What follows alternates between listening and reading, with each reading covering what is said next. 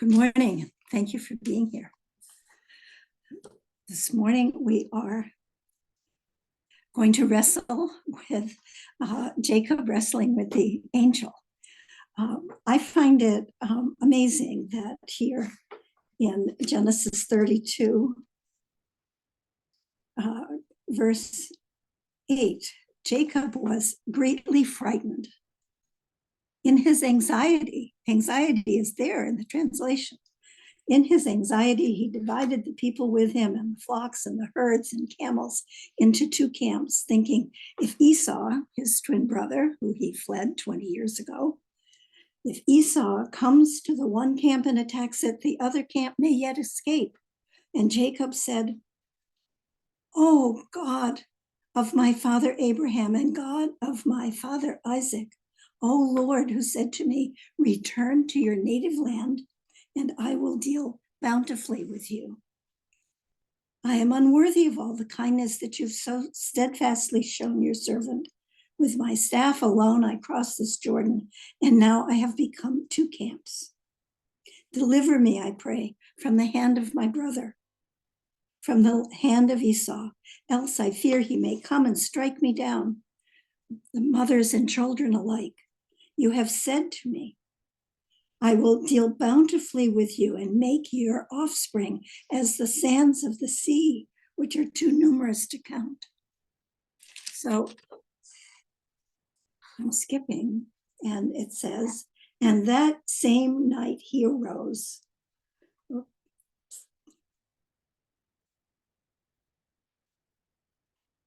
And he sent his wives away. Jacob was left alone. I'm at verse 25. And a man wrestled with him until the break of dawn. And when he saw that he had not prevailed against him, the angel wrenched Jacob's hip at the socket, so that the socket of his hip was strained as he wrestled with him. And he said, "Let me go, for dawn is breaking."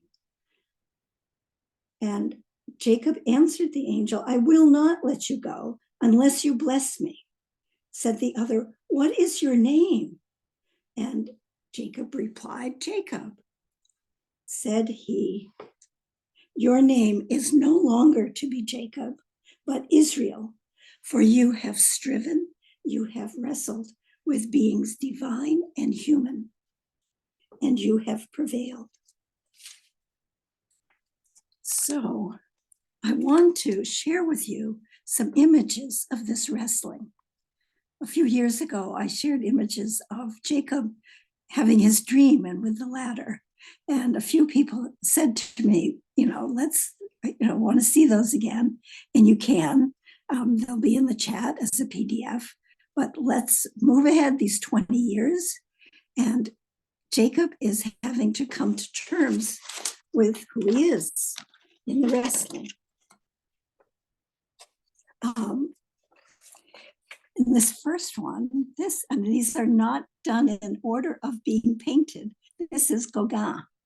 And this is a group of women who've come from hearing a sermon about Jacob and the wrestling. And they have a vision off in the distance, seeing the angel and Jacob. It was so moving to them. So we may not be dressed as these women. We may not believe as these women might have, but may we have a vision of the wrestling. I want to thank Rabbi Benjamin Goldschmidt, who is in Manhattan on the Upper East Side. And I had been already finding other images, but I'm not sure I would have found this one. But he did a sermon a year ago with this image and two others, which I'll include. But let's go to the next one. This is Delacroix, and you can see such a struggle. And this is Jacob, who was the weaker of the two brothers, but here he is very muscular, straining with all his might to not have to, not to lose this battle. And there are those who, there are rabbinical sources who thought this was really a battle with the enemy, It was an unknown man. Vayishlakh is the word that was cited as creating dust, that they created so much dust that the dust went to the heavens. I think of a dust up. This isn't quite a dust up. And let's go to the next. This is door. And you can see in the distance the land there, and the sense of a river, and that this is a crossing. This is happened near where there's a crossing to potentially the new life, or facing his brother, and becomes a new life. So Shefa Gold writes of how all night long Jacob wrestles with a mystery. All his cunning and defenses are wrested from him that night. He's held in the grip of truth as layers of false self fall away, revealing at the break of dawn the soul's hidden radiance. All through the night, we wrestle until our wrestling becomes a dance. Do you see the dance in that wrestling? And the dance becomes an embrace. And at dawn, the embrace calls forth a blessing.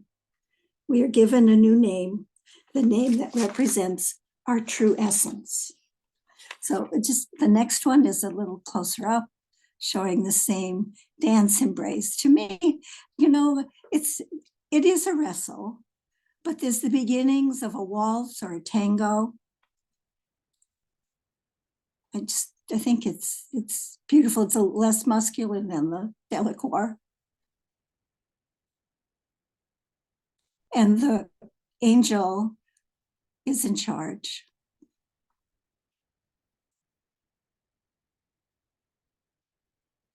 The next one. So this is a study for the next etching. This is in the 1870s. So it's really the artist's study. And the next one. I've lost my. Here it is.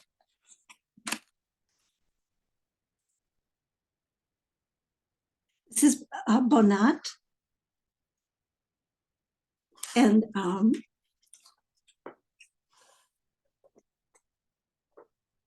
again, very muscular Jacob, as well as the angel. And then we go to the classic Rembrandt. Very much an embrace.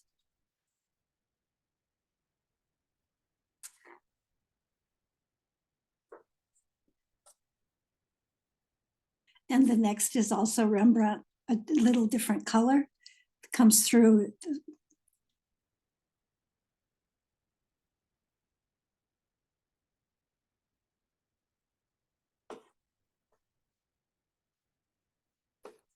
Okay, and the next one.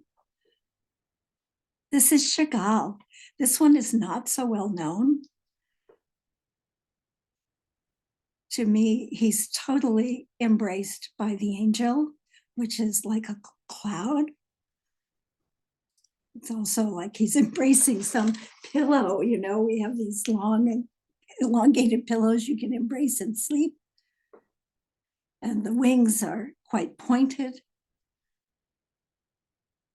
It was an early study. Chagall was born in Belarus and had Jewish day school training until he was 13. And unlike most artists from the period, really did identify in his paintings as Jewish as he went on to Moscow and then to Paris. So let's look at the last one. This is as morning breaks to me. I had a little trouble with this, but then this is for the blessing. He has struggled and struggled. And what is this with the blessing? Most times when someone asks for a blessing, they're asking someone respected, not a defeat, not someone you've defeated. So and because he has prevailed in the night, the angel hasn't prevailed, except to struggle all night with him. And he asked for the blessing. I'm going to go to Rabbi Jonathan. All night long, an unnamed man, we assume he's an angel, a divine messenger, even though the biblical text never confirms the man's identity. He wrestles with Jacob. Jacob's hip is wrenched, but he will not succumb.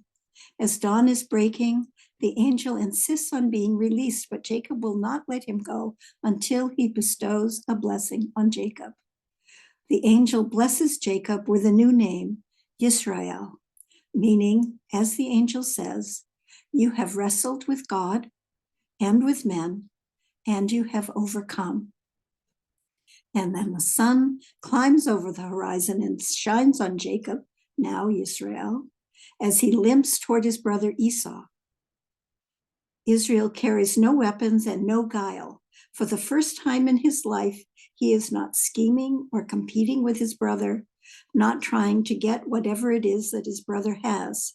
He knows that he must face Esau and accept the consequences of his past actions, even if that means his own death, because he doesn't know what's going to happen. Esau has 400 of his men who are there. He doesn't know, but it says further that Esau sees his brother limping, approaching him, and he knows immediately that his brother is changed. And I've thought about this. They were twins in the same womb, and they knew each other well. And here it is 20 years later, and just by the body language, he can see the affliction in his brother, and he knows that he's a new person. And he runs and embraces him, and they clear the way for the next action. And I'm not going to go there. I really want to leave it with the brothers reaching a new time. And Rabbi Jonathan says at the end of his writing on this parsha, and what might the story of Jacob's transformation into Israel teach us about what it means to be one of the children of Israel, the God wrestler? How do we merit this transformational name? What must each of us face and wrestle with in order to be a member of this clan, Israel? To be a descendant of Israel is to wrestle with life, to struggle with life's deeper meaning and purpose, to not succumb to despair or confusion or fear. To be a descendant of Israel is to understand that we are responsible for our actions, that our past will haunt us and cripple us if we do not face and wrestle with our demons. To be a descendant of Israel is to be willing to have all the crooked paths of old habits and defenses and justifications die, so that we can face life and one another directly, humbly, and courageously.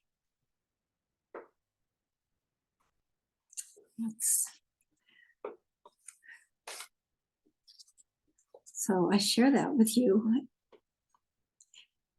And I'm so pleased that in our journey as a congregation that these sharings, so it's a little humbling that these sharings are now available online, and that in the Wednesday's newsletter, you'll be able to see the images again of that struggle that Jacob had with the angel, who could have been a man, but was clearly divine.